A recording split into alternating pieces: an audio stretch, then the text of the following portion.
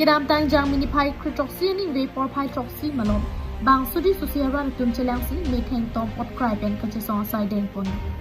bang so me thengtom pen kachesong sai kiden japan imphal west district along me thengtom pen kachesong sai kiden japan thangnar hukum ki pia ve ko kit sitame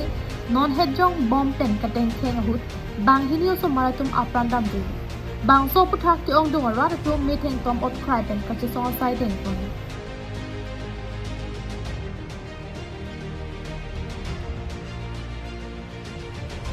bang so hut kachesong arat pen rai kom sai khetum ang bong chiteng kheng yu tu kusibir ta pangdak pon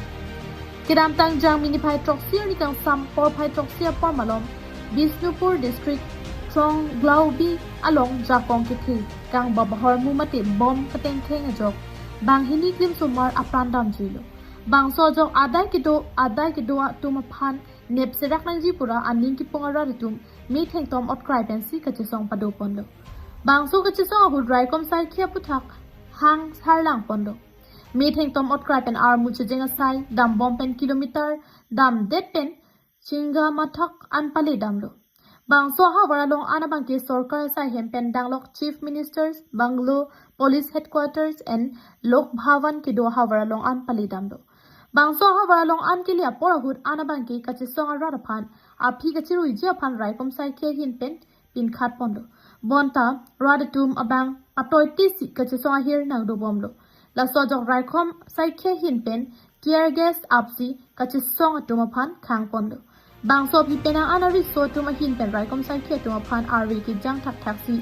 ar long pen dang lok kaprek ason pen ke war pang chen pondo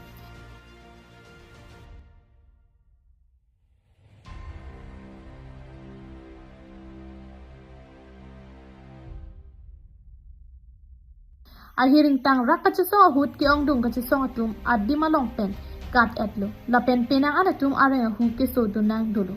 bang so hut bang phoreng ahu ke so tum se ke lang hem an pali dam nang lo se ke lang hem kili nang atum asapareng ahu ke so dulu la pen kapeng atum tear gas ki mong dun long atum chethe ke wang kasik sak la puson pustami dulu